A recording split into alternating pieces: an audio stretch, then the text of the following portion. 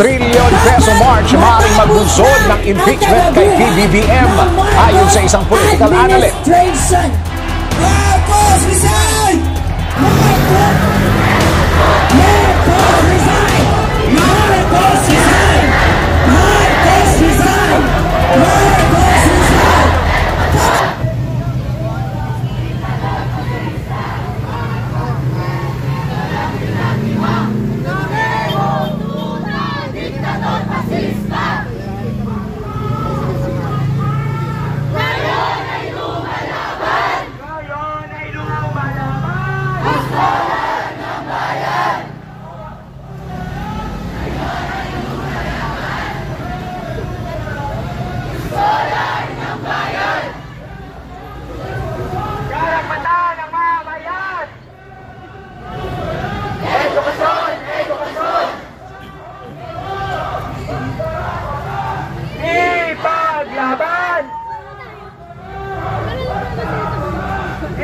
Ipaglaban!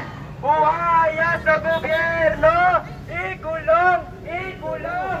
Buhaya sa gobyerno! Ikulong! Ikulong!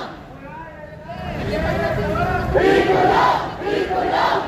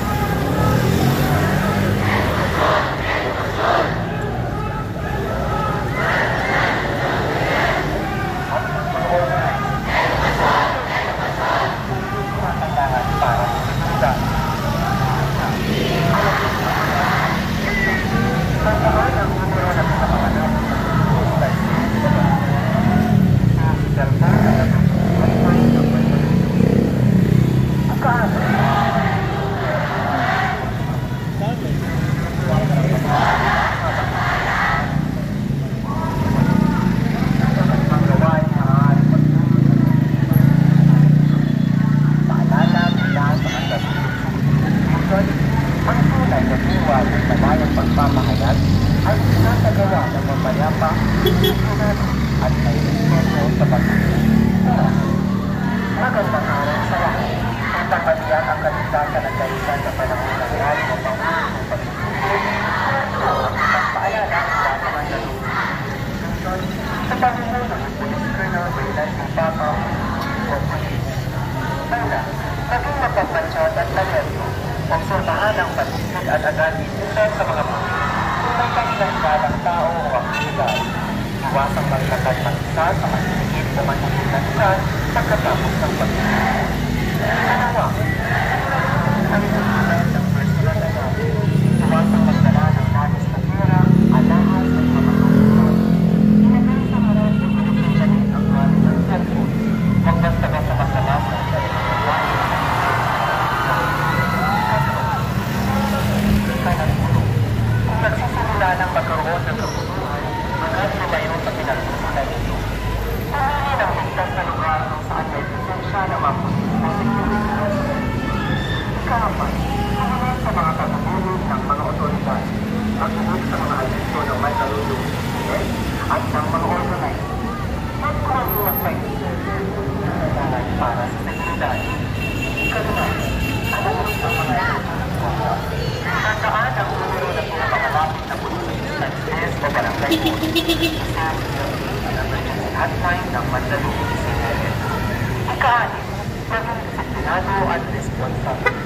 Respeto ang karapatan ng iba habang pinapahayag ang sariling paninigan. Iwasan ang anumang gawain maaaring magmamag ng kabuhay at pagkakas. Paalala ang kailangan ng ang mga nagtutuan ay pagmamahal at nagagawa ng mapayapa